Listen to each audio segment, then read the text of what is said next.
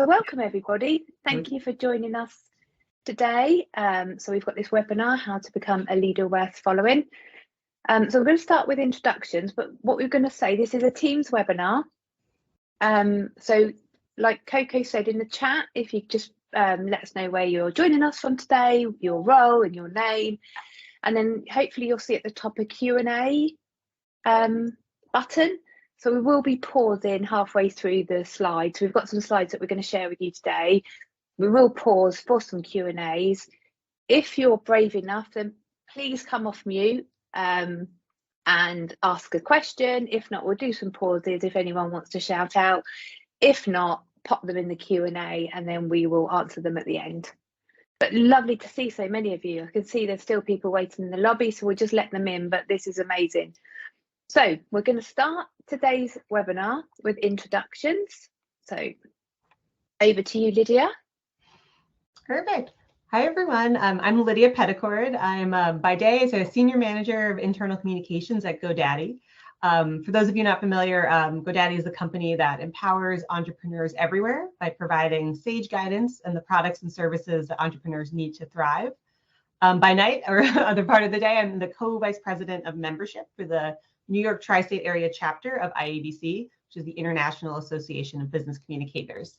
I'll give you a little more about that shortly, but I am internal communicator and I love all things internal communications and employee engagement. Thank you, Lydia. Coco? And hello, everyone. I'm so glad to be here today. And my name is Coco Molina. I am customer success and growth manager here for SWOOP in North America.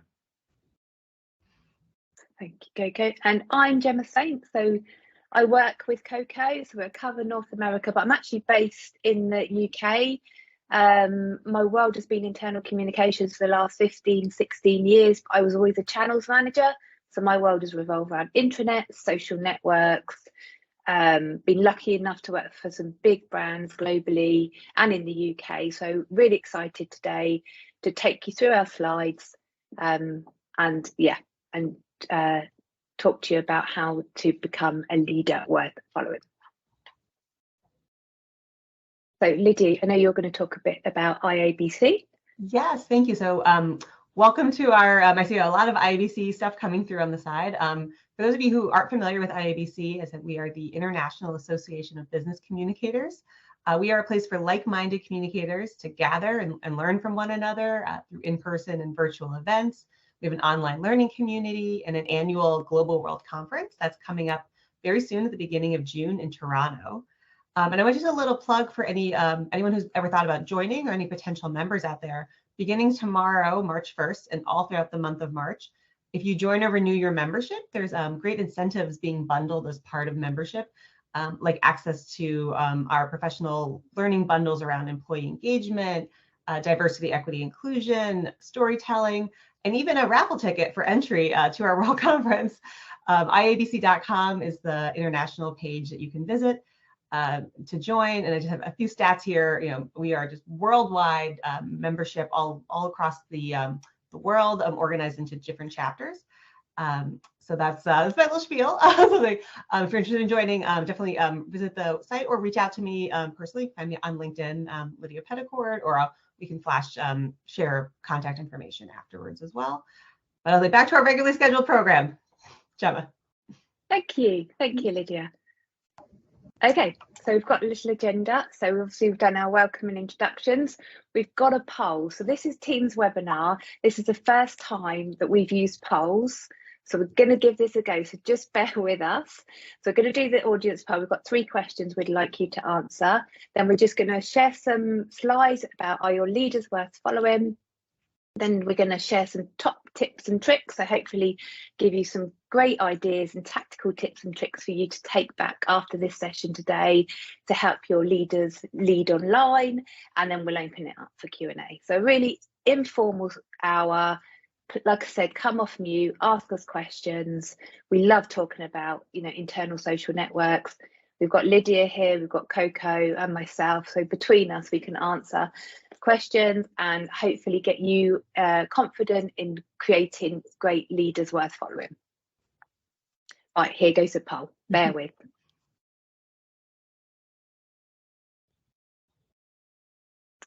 Can you see the poll? Is it working?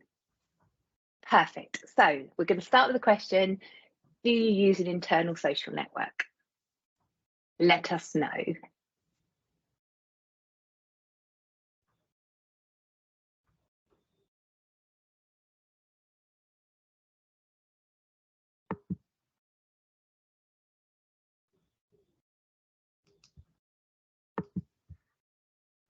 The next question, do you have leaders in your organisation worth following?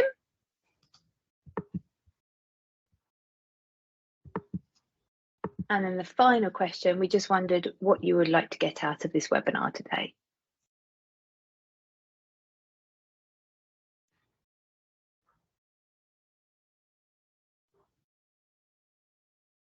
So see your responses. So actually, like 89% of you actually do use an internal social network. So that's incredible. That's really good. So I've got a lot of love. So I've implemented things like Workplace by Meta, Viva Engage, Yammer, and I know Lydia at GoDaddy uses Slack.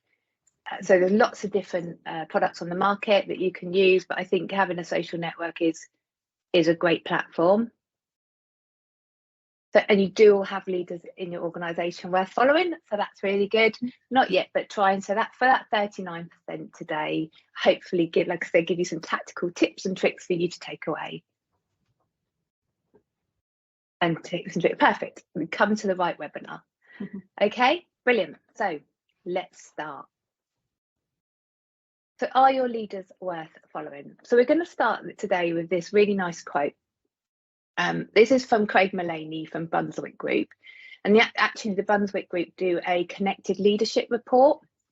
And their latest research show that stakeholders expect executives to use social media to lead, especially in today's post-COVID world. So you can Google the Brunswick Group. I think they're Australian based, but they've got like a wealth of information on leadership and following online, and they've got some really great YouTube videos as well. So definitely worth having a Google, but there might be some ideas that you can take away from there.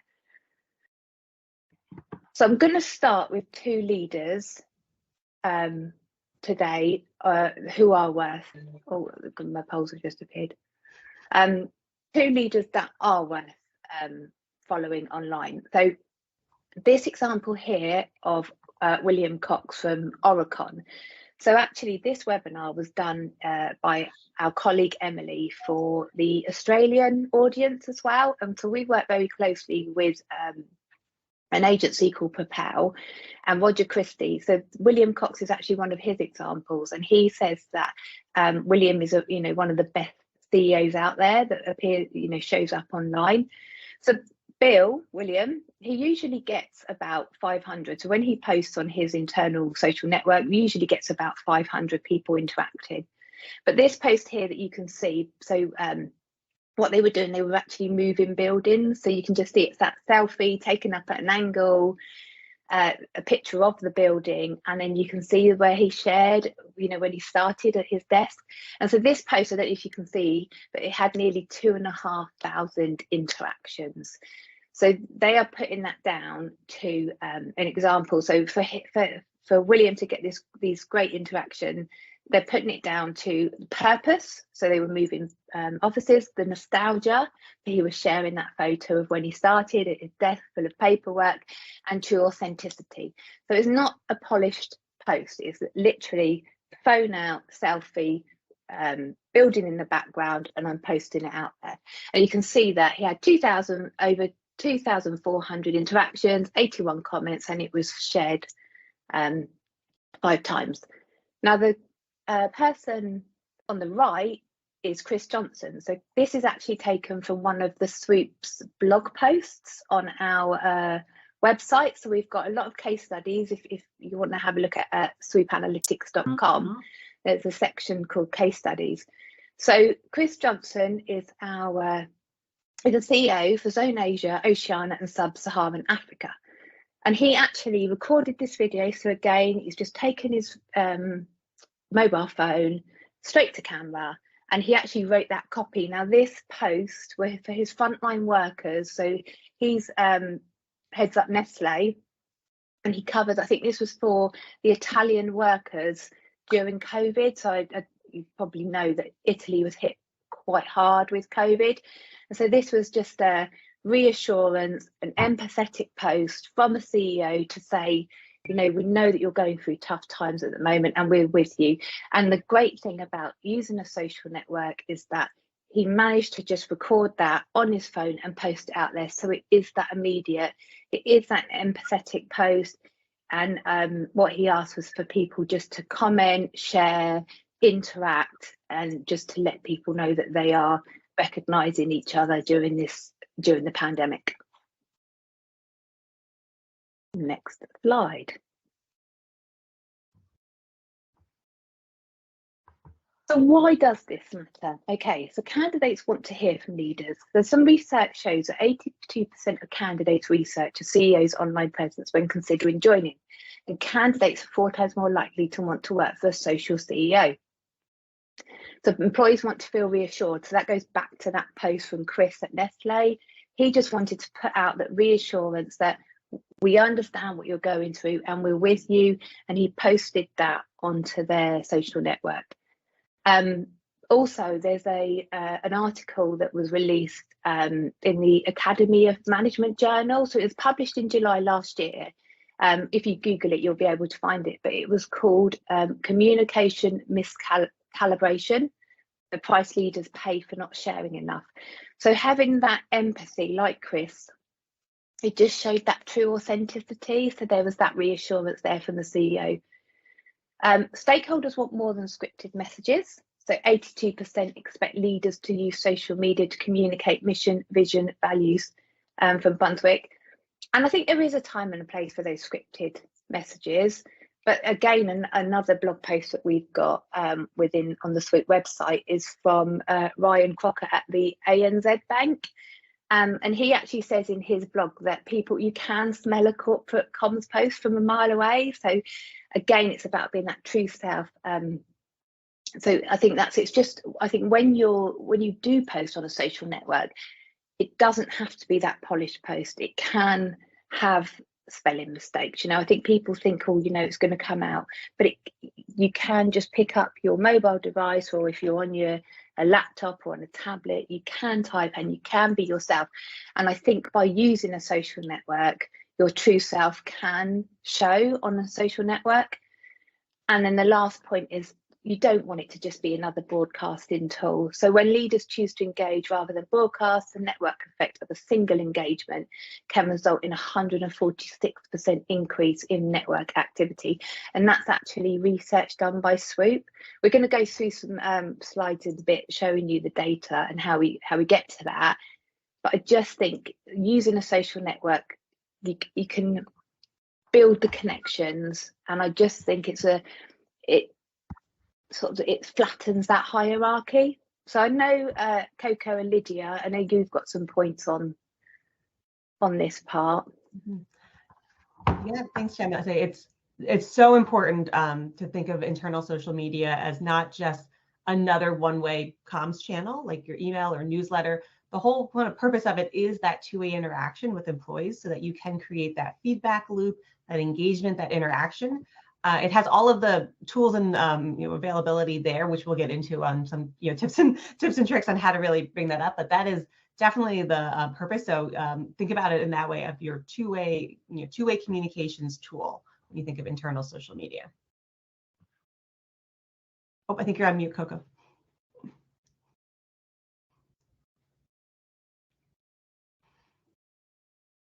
Technical difficulties, but here we are. There's another way to look at it, I think, as well, is social platforms give leaders some of the best tools that they can use to invite others to the table with them. And it's where conversations can flow freely with discussion and knowledge sharing. It can also be a place where users can feel free and safe to ask questions and share their ideas and opinions. It should also be a place where the people sitting at the table can feel like they're being heard by their leaders and their contributions being considered. So it's just social network platforms can be such a bonus for, or not a bonus, but can be such a great way for leaders to be heard, to listen, and then to nurture those relationships across their organizations. Absolutely. Thank you, Coco. And that's the thing. And I remember, so when I used to roll out social networks at some of my previous companies, and I used to say this quite a lot to the senior leadership team, like, please don't ever underestimate what a like or a thank you can do for somebody. And like Coco just said, you know, it does enable colleagues to have that two-way engagement. You know, people can ask questions, and it's really, I think it's really important as well, as Coco said, is to build that safe environment so people are safe to be able to you know, sometimes challenge, and I know sometimes all posts aren't always, you know, congratulations, recognition, thank yous. You know, sometimes people are really struggling, and I have a great example of when I worked in a retail store. We had a store manager that was struggling. He had high theft in his store, and he'd reached out to the teams in the head office, and they just weren't helping him. And so he posted a post on it was Yammer at the time, so he posted it on Yammer of a shopping cart full of power tools, and he sent a photo and he said, I'm dealing with this every week. And what he'd done is he'd managed to stop people from taking them out the store, so he would just load up a trolley, push it out the store, and he was at his wit's end. He posted this post onto social asking for support and help, and we managed to bring in the right people. So we tagged in those right people, and within a week or so they'd managed to work with him to resolve it. And I think you can get that immediate action, but he just didn't know where to turn to, so he popped it on social, and then we managed to bring in the right people for him. So I'm not going to read through all of these, but just some points to consider, I think, for when posting on social. So, and actually, you know, some of these points here, you can really help set your leaders up for success. So think about it. Like I said, it doesn't need to be that polished communication. It really doesn't. You know, use it to listen. Have that two-way conversation, like Lydia said. You know, be more inclusive. The authentic and scripted goes back to that blog post, which I think has been shared in the chat.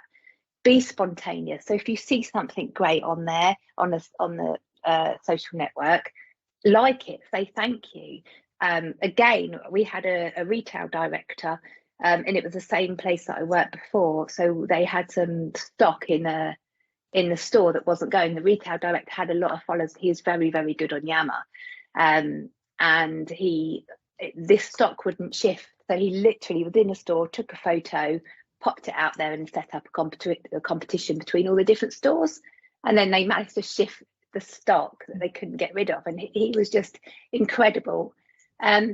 Be more human and create content that is worth following. Mm-hmm. Yeah, so absolutely. I would say from my experience in our day-to-day with GoDaddy, we kind of look to balance this so it's not too scripted or to balance with authenticity. And the big tip I'd have is kind of use your communication team for structured posts when needed, because sometimes you do need posts that are going to be on message and kind of part of a communications plan. But other times, have your leaders kind of rely on their instincts and the knowledge that they have to reply to their employees directly. For example, we have a channel where we compile during town hall questions, but outside of our town halls, those questions kind of go into that channel throughout time. We recently reported on our earnings, like a lot of companies did, and some of our employees had some follow-up questions. Our CEO jumped right in and was answering questions that he knew the answers to, and then was tagging in our CFO into the conversation for some follow-up. So I think that kind of led to that authenticity of him just knowing the subject matter and jumping right in. I always feel it's a good idea for the comms team to be checking those channels. So the channels that you have that are open for your employees, periodically check those, or check back on a thread to see if it's evolved since you last checked. And sometimes you might want to bring your leaders' attention to those channels and threads so that they can jump in a timely manner. So it's still adding to that authenticity and transparency and getting your leaders out there. But the comms team is kind of helping in the background as we usually are.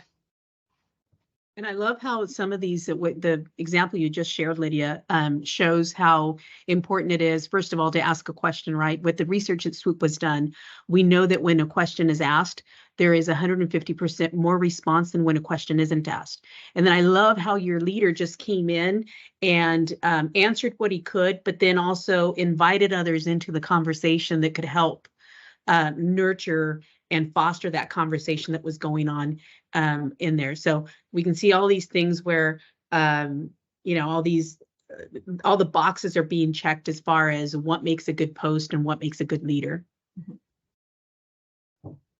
And I think also to your point, Lydia, about there isn't any harm. If you see some great posts that your leaders haven't had chance to see, send them a link and just say you might want to comment on this. We've done that before in the past, and that's absolutely fine. It's just bringing that content to their attention so they are aware. Obviously, they're very busy people, so sometimes they might need a nudge, and that's okay. Right, so we're going to pause for any questions. I don't know if you've got anything in the Q&A, if anyone wants to come off mute, if anyone's got any stories they want to share with us, if they're brave enough to share. We'd love to hear. I can see a hand up. Go for it. Is that my hand? It's Carla Guest. Yes, I tried to raise a hand. I can't, because everyone's little on the screen, so I can't see names, but yes, I can see you talking.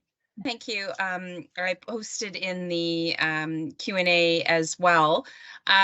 So we want our leaders to respond organically and kind of in the moment. But when we send a suggestion up the approval chain, two things. Sometimes it takes so long to come back to us that the moment has passed. That's one thing. And then the second is sometimes it comes back so unrecognizable as to really be not of value, because it's full of like kind of corporate speak and the strategy comments and all of that. You don't get to know the leader like you posted in that first quote. So I'm wondering about kind of approval chains and what happens when it comes back unrecognizable. Okay, so I think with the approval chains, I think it's just, I think people, when you're creating comms and curating them and writing them as a comms leader, a comms team, they do have to go through approval. And I think it's new ways of working with social networks. It really is. And it's having that trust, and it's okay to just like something and write something that hasn't been signed off. Now, if you're doing any change programs, transformational programs, if there's things that are going through legal, for example, and they have to be signed off, then absolutely get your legal team involved, and then get your comms team involved. Just like going back to what Lydia said, use a comms team to script.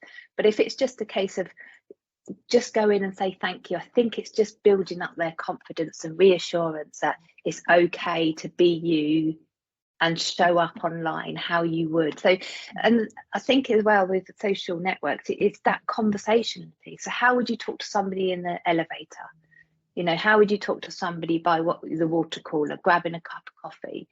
And that's okay to be you on social. And I do understand that some people aren't comfortable.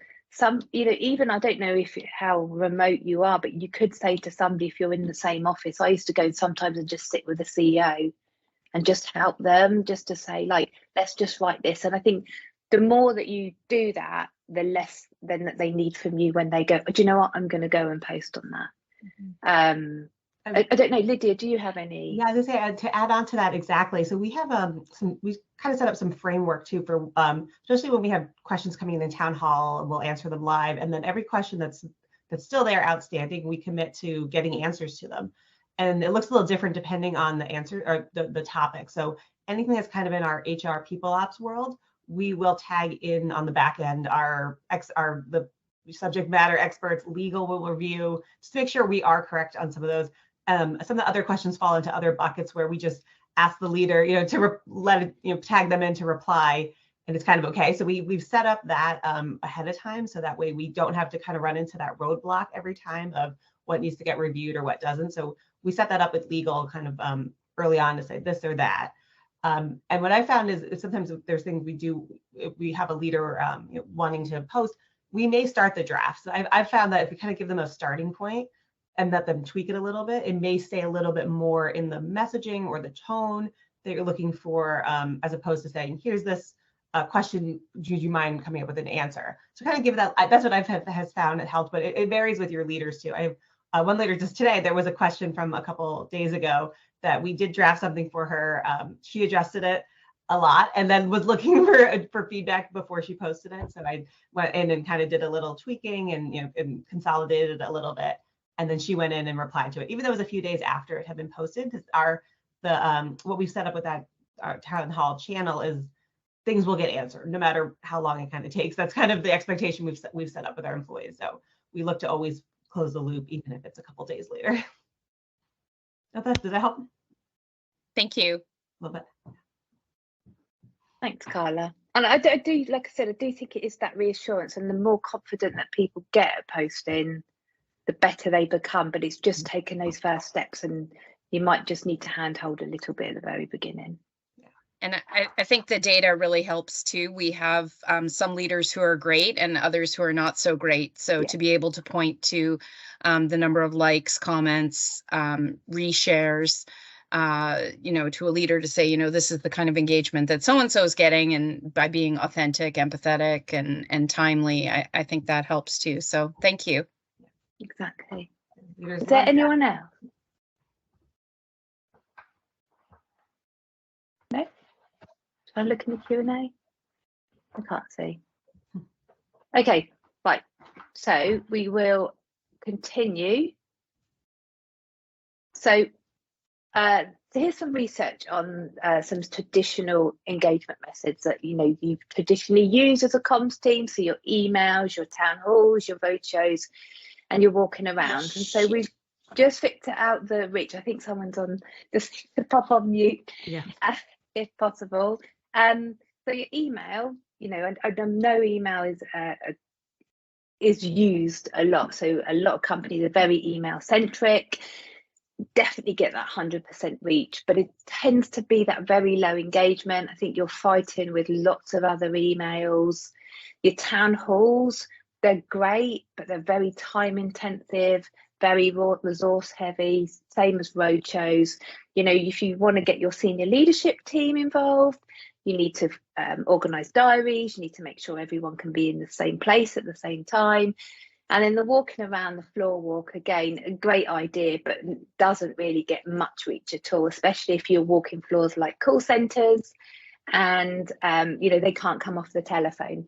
So there's some traditional models here, and then we just wanted to call out the reach of them and the type. We will be actually sharing these slides afterwards, so you can have a read through.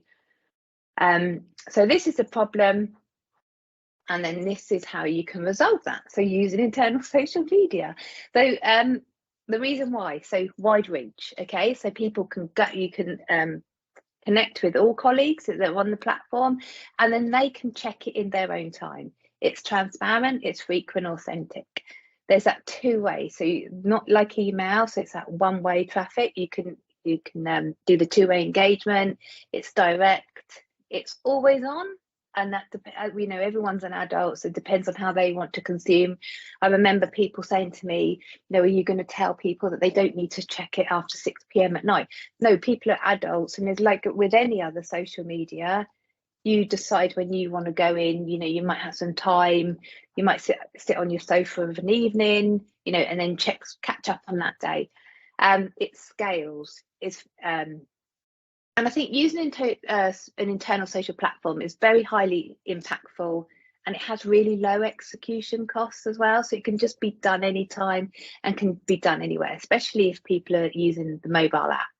You can work on the go, if you're going for a walk at lunchtime, if you're making a cup of tea or a cup of coffee, you can just pull out your phone, have a look, and catch up on what's been happening on that platform.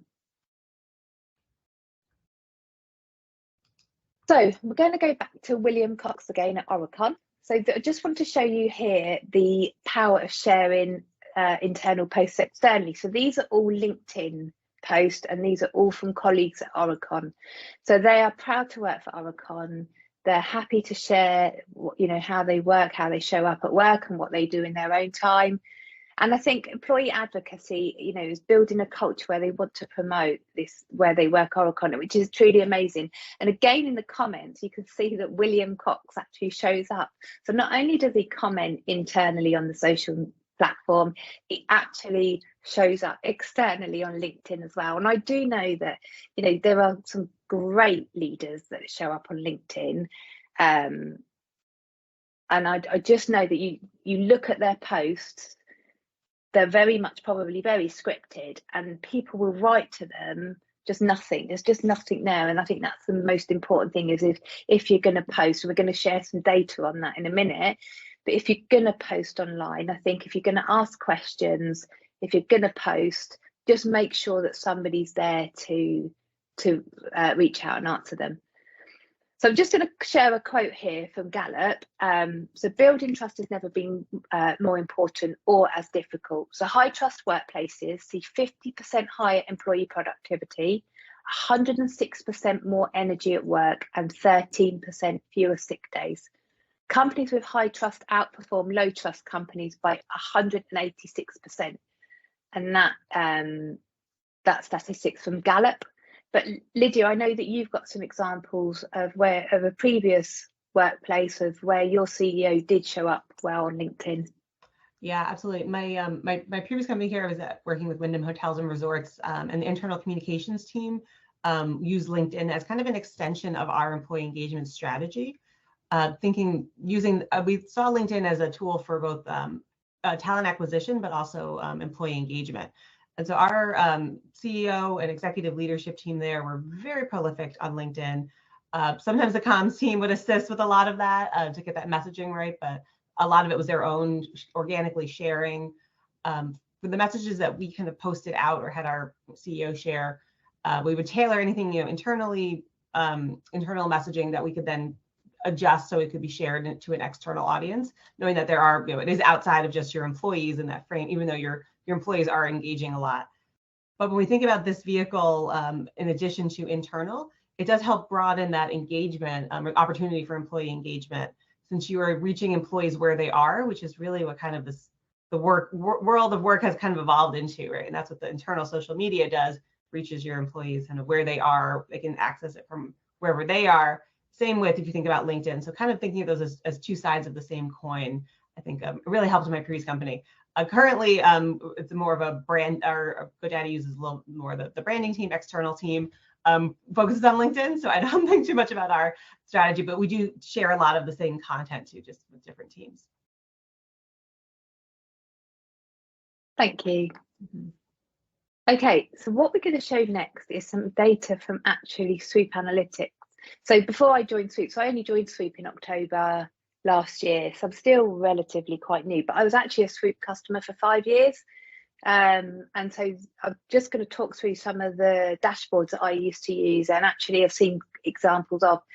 So that using this data, I just want to show you these two examples. So we've got example of a CEO here. So just want to show you the data that you can get out of SWOOP Analytics. So from here, so this CEO has actually posted 14 posts, and we're going to share some top tips and tricks with you. And I'm going to talk about the 1, 2, 3 rule in a bit, okay? But just remember that. But this CEO shows up, he's done 14 posts, okay? In those posts, he's done 142 replies. So you can see that he's done 14 posts. He's had 236 replies to those 14 posts, but he is also replying. He's also reacting. He's not mentioned. So going back to Lydia's point where her CEO brought in the CFO, he's not bringing in anyone into those conversations, but he is responding. So the @mention index here is 0. So again, that's what I just said, they're not bringing anyone into that conversation, and his curiosity index is also very low. So not asking any questions. So back to Coco's point, when you ask a question, so these are just pointers for you to take and say, so, when you write a post, think about asking a question, because when you ask a question, you'll get 150% more responses than if you don't ask a question. So they're just little little bits of advice for you to take away. And I used to say that quite a lot. So I used to talk about bringing people into the conversation. So I'm having a conversation with you here. I'm talking to Coco, and it's exactly that online. So you mention Coco and bring Coco into that conversation. You ask a question. And then what we do here is we all have personas. So how do people show up online? And again, I think we've got a great article on personas, and that we've actually got a quiz where you can see what type of persona you would be online. So this is CEO example 1. So he posts, he does reply, he does react. So this is example of CEO number 2. Now I've actually seen this happen, and the feedback I had was it wasn't great. Okay, so this CEO has done 1 post. Their curiosity index is 100%. Okay, so we know that they've asked a question. They went out with a question. They had 72 replies. Okay, but this CEO did not respond. And I think if you, like I've already said, if you're going to go out with a question, or if you say to your leadership team, pop a question, just make sure that they are there to either like or just come back with a thank you, great idea, haven't thought about that. Because we had this in one of my companies that I worked for. A senior leadership person went out with a question, had hundreds of replies. This person did not interact at all, and actually had feedback from the National Voice Forum. So it was our employee forum.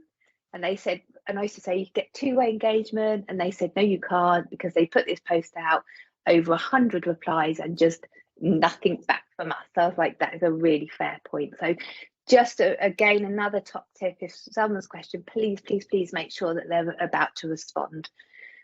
So yeah, you can see 1 post, they asked a question, no replies, no reaction. So they just used it as a broadcast. I'm just going to use a social platform to just use it as like an email or an intranet. I'm just going to push it out there, and then I'm going to walk away. So just be mindful of the content you're putting out. It is going to need some interaction.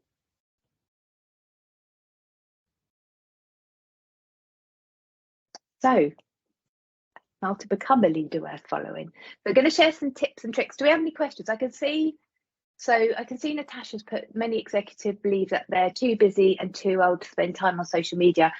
I think that goes back to Carla's point, is if you can show them the data of how effective a social network is, how it can actually break down those silos, it gives everybody a reach. And I do get it, and I do understand that they, I haven't got time for this. And again, we're going to put this in our tips and tricks, but I just used to say, spend 15 minutes if you can, if you're in between meetings, if you're traveling somewhere, if you're on a train, or if you're on a plane, or in the back of a car, put it on your mobile devices, open the app, and just take some time to scroll through. And it just makes such a difference. And I think for that, it's just having those analytics to say, look at the impact and the effect that this social platform is having internally. I don't know, Lydia or Coco, if you have anything to add to that one.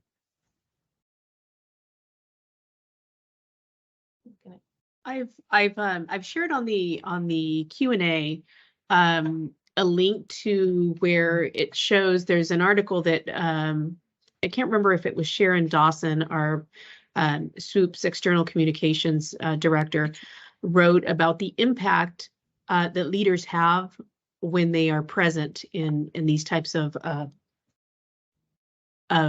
platforms, and it just shows that when they're in there, they go in there. All they have to do is just be themselves, ask a question, but it's not just asking the question and walking away. It's asking the question, going back, like Gemma just mentioned, maybe 5 minutes at the beginning of the day or 5 minutes at the end of the day, and then just answering some of those questions, or even as simple as liking a response and the impact that they have across their organization. Because and what does that do? It gives everyone, it lets everyone know that you're listening, that it's not, all their ideas, all their opinions, all their suggestions, with the questions you asked, are not just going into a deep, black hole. Someone is listening to you, and what you are bringing to the table is heard and considered. Mm-hmm. Yeah, and I think the next what we'll get to is how accessible it is. I think what Gemma will show next is the kind of the how-to. I think that might be some of it, of the block for leaders too, besides just thinking that they don't know what to say or have time, but thinking it might seem like a lot, something that's new to a leader, or it's not something that they came of age working with, might seem inaccessible. But when you kind of break it down into 1, 2, 3, it's not, and then kind of practicing with that, it's not as hard to do, once you get in the rhythm of it. Yes, like going to the gym. Exactly. Yeah, I've just seen Pinata's comment. That's great. It is just going, you do need to find time for it. And I think once you get into that rhythm and routine, and I've always, when rolling out social platforms as well, I've definitely seen that change curve. So the what's in it for me, and you see people at the beginning, I'm not using this, I'm very resistant. But then when they start seeing, actually, I'm getting interactions, or I am getting cut through, I am getting engagement, you see people go, wow, you're like, I used to say, pop it on the social platform. And I think Coco spoke about it earlier, it becomes like a great knowledge base as well. So not only is it a way of connecting, and I think the great thing about social networks as well, it is like a LinkedIn internally, is that you get to meet people that you would never normally get to meet in your day-to-day world. I know being a leader, you might be covering 70,000 colleagues. There's no way that you're ever going to be able to meet all 70,000 colleagues. But by going online, you've got that big broad reach, and then people do feel connected. So it's just thinking about it a bit differently. And I know people love an email, and I know they feel comfortable sending out, a weekly or a monthly email update. But the cut through, I think people just tend to switch off. If you can just be true, authentic every time you've got an idea. And I know a big telecommunications here in the UK, I think one of their leaders, they used to just, I think it was for Vodafone actually, and I think they used to just pop, I think that one of their senior leaders, I've got an idea, or I've got this issue, help me with your ideas. So people used to just, send lots of ideas to just help with changing like the business ideas. So there's so many things you can do with a social platform. So I'm going to stop talking, and we're going to go on. I think, I'm just going to really quick. I'm seeing a lot of conversations going on about leader training, like how can we train leaders to engage on social? And I think a really important aspect that we really haven't touched much on, but I think is important, is measurement. Do you have the ability to measure what is going on your social network platform? And if you can bring some measurements to your leaders and showing them the impact that they've had on a post that they had, how many people responded, how many people liked, or were the questions being answered, what type of conversation did it what kind of momentum did that conversation have? And so if you have measurement to come and show them the impact that you're having, then that is a really great tool. I think that's probably one of the best tools that you can have to come forth and sit down with your leader and just show them that, these platforms are there. They're a great way to engage with employees, and then just the impact that they have across their organization. Yeah. And like I said, we have tons of case studies as well. So definitely have a look go into swoopanalytics.com case studies, and there's a whole section for executives. But I've never done any training. I've never done any formal training. It would have been me going in and talking. And I used to just turn up at people's huddles, team meetings. I used to go and sit with the board. I used to so again, like I said, I was a Swoop customer, so I used to do a leadership pack of how people were showing up on Workplace or Yammer, and that would go to them monthly. Okay, right. So here at Swoop's top 3 tips for enterprise social success.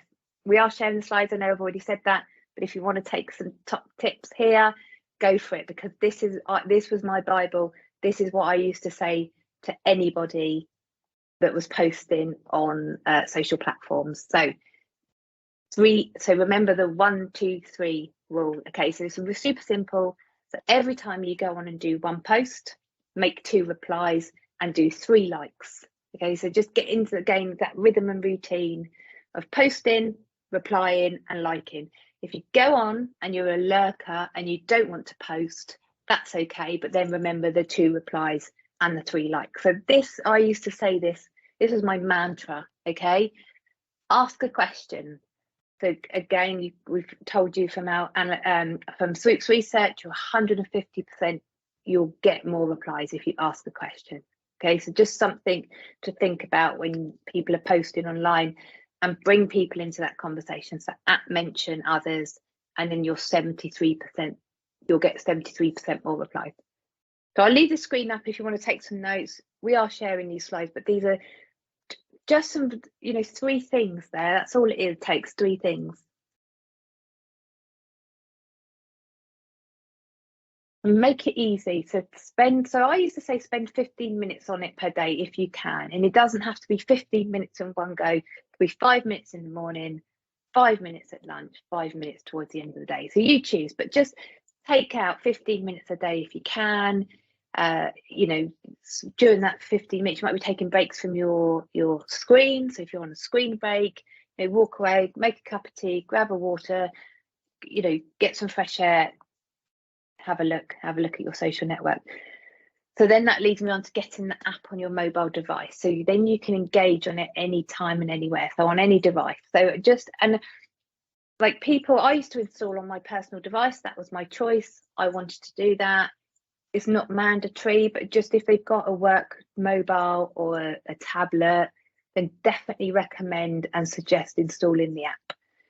So from Swoop's research, we have found that if you write less than 2,000 characters, but more than 500, that's the optimum amount of copy or characters for your max number of replies.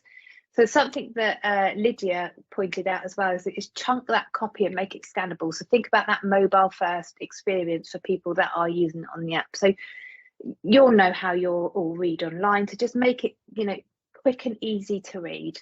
And then join 2 to 3 communities or channels as a starting point and just contribute. Even if at the beginning it's just, like I said, you're a lurker and you like things, but just have a look at some of the communities, and it doesn't have to always be work related. So we used to have 2 members of the board that we would really struggle. They just didn't want to go on the social platform. They didn't know what to say. They didn't know how to come across. Then a pets community got set up. Okay, then they were on Yammer. They would share pictures of their dogs. So it doesn't always have to be that. Sometimes you just need to find that way in, and then once again, like that change curve, once they find that way in, they're like, I can see how this can really help. So sometimes it doesn't have to be work related. So we've seen some photography groups, it can be cooking groups, book clubs, pet groups. So when Coco and I are working with customers and we do look at their data, there is always a pets group, and we can promise you it's always in the top 3. They're brilliant. They're absolutely brilliant. But it's like-minded colleagues getting together and sharing examples of what they like. So we're leaving this slide here, okay, with some ideas on how to ask questions. I'm not going to read through. So again, you can just take a look at some of these questions. But I think we do have a blog post of 20 questions that can change your company that I think we're going to share in chat. So again, there's a takeaway for you today just to help you when you go back to your desks or your offices.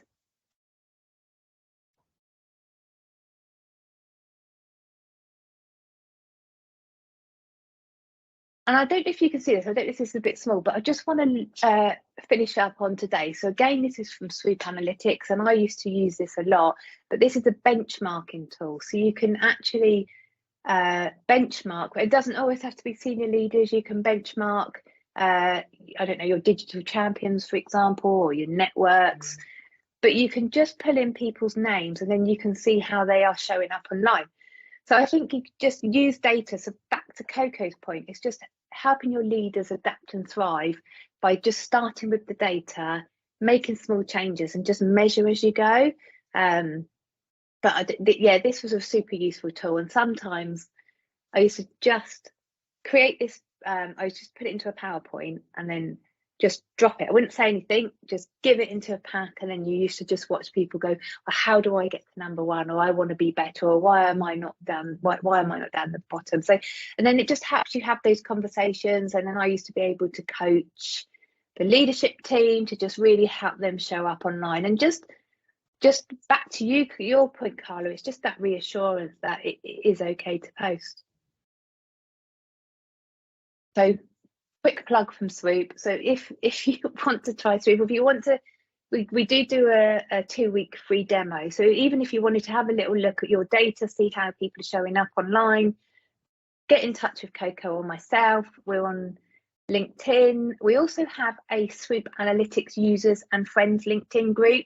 So please, after this, just go and find it. So Swoop Analytics users and friends group. But you don't have to be a customer at all, and we share case studies. You can pop in questions. It's a great community, and a bit like an internal social network. So we're creating a knowledge base. So if you ask a question, ask the crowd, and somebody will come and help you, or somebody will definitely help. So that's it from us, from Lydia, myself, and Coco today. We're open to questions if anyone has any questions. Like I said, we will share these slides. I think it's been recorded. Come and find us on LinkedIn. Definitely join that group. But if you've got any questions at all, we've done this in other previous companies. We've got the experience. I'm very, very passionate about social networks and how they can just really transform ways of working. So I just think it's that reassurance, it's having that authenticity, it's being that true self, and it's okay to, make mistakes because you're showing up online, and it just breaks down those silos. Do we have any questions? Oh, we're doing well for time, 5 minutes. Look at that. So we'll give it that good, I would say give it that good awkward couple of minutes for people to get brave. I have a trainer at my company who says that awkward silence for a few minutes to let people, sometimes people need the courage if they have questions. Be okay in the comfortableness of or the awkwardness of the silence. But we're all friends.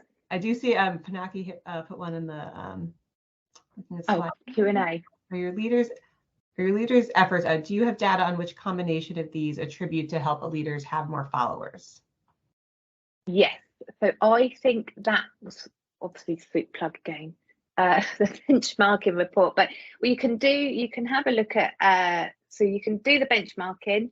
You can look at the enterprise. So we have data on the whole enterprise. You can look at the communities, but you can look at what posts are working.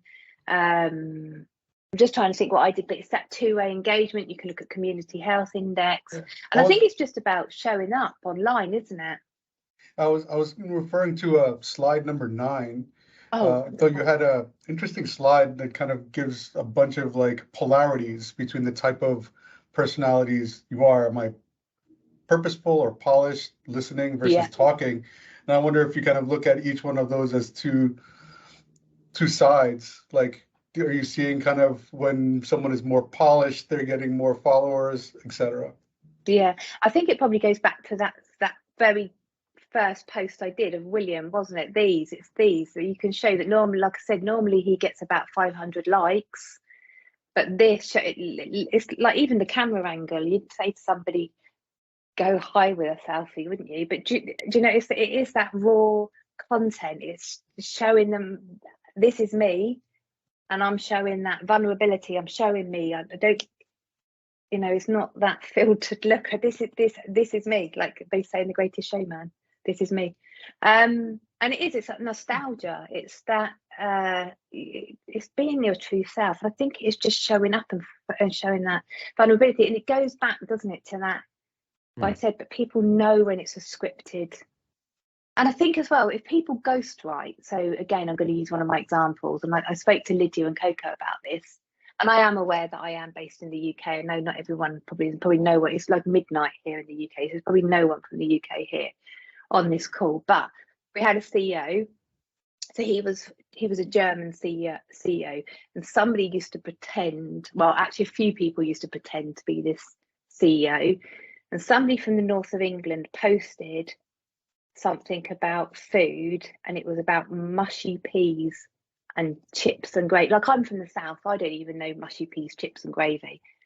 And so somebody pretended to be the CEO and commented about mushy peas, chips and gravy. And I said to that person that the CEO's German. He's not going to understand northern food. And I just think, so people were aware it wasn't him. It wasn't him showing up. So then you wouldn't get any response. You wouldn't get any likes because they knew it wasn't him. And I just think if you, like, ghostwrite, I just don't think you should ghostwrite. I think you should be yourself. I just do. And I think if you're going to ghostwrite, just try and pretend to be a little bit like them. You know, I just think people are aware. People are so aware, aren't they? And I think you'll see, well, you know, wherever I've worked in the comms team as well. So it doesn't even matter if it's a social platform. The news articles that we'd put on the intranet, they were always those people related, real stories that had the most interactions. And I think we have there we go, Sharon. I think one hand up from Natasha. Yes, I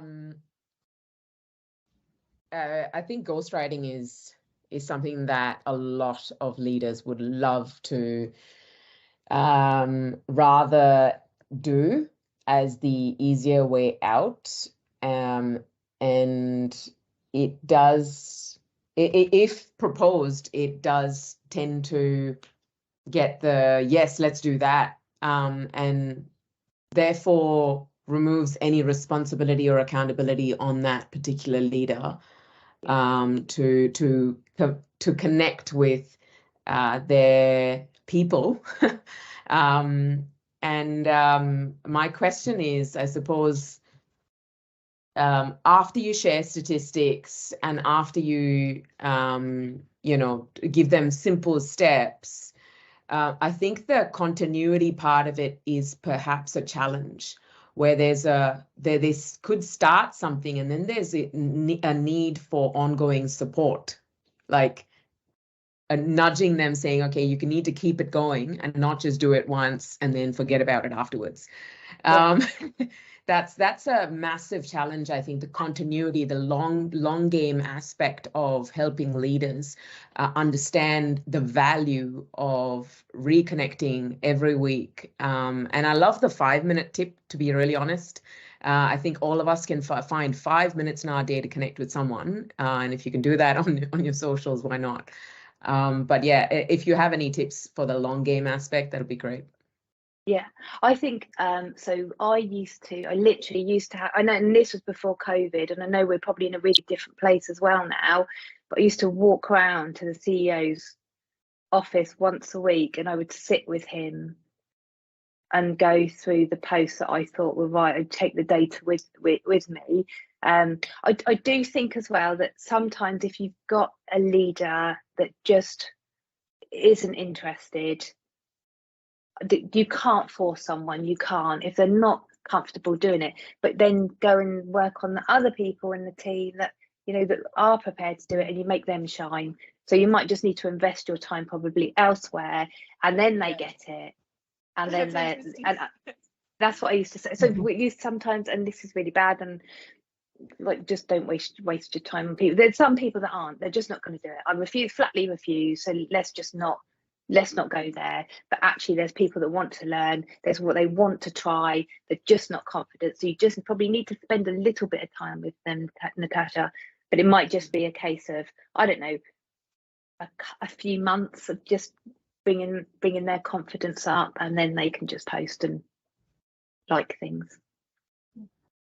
Do you find that when you go to, if let's say the executive doesn't want to, or a top leader doesn't want to, then if you go to the managers or the heads of and activate them to be more engaged on social, that it does tend to influence the top?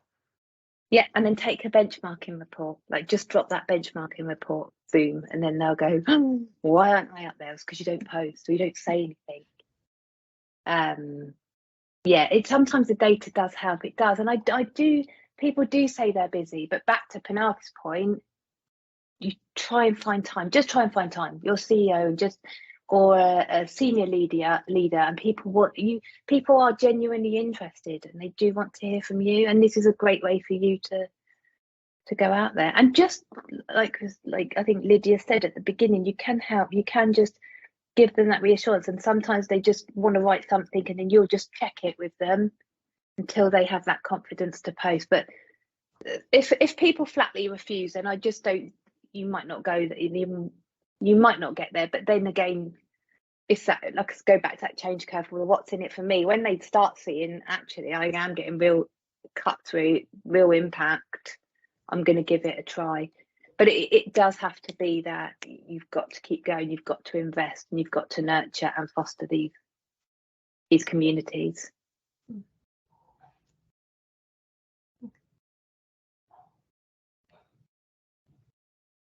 It looks like we are slightly over. I think yes, we are on so much great stuff coming in the chat. Lots of resources shared. I'm just like, thank you, Gemma and Coco, for all this fantastic data and everything you've shared and brought to the table here. I will remind everyone about IABC. From my chapter, particularly New York Tri-State area chapter, we have lots of other events coming up. Our next one is What's Your Story? People sharing about their journeys and how from different career aspects. This is a new series that we're starting. So if you can follow us on follow us on LinkedIn if you want to get involved with any of our webinars or upcoming things. So say thank you both. No, thank you, everyone. Thank you for turning up and showing up. And like I said, reach out to us if you've got any questions. We've got lots that we can help you with, and it's just been an absolute pleasure doing this webinar today.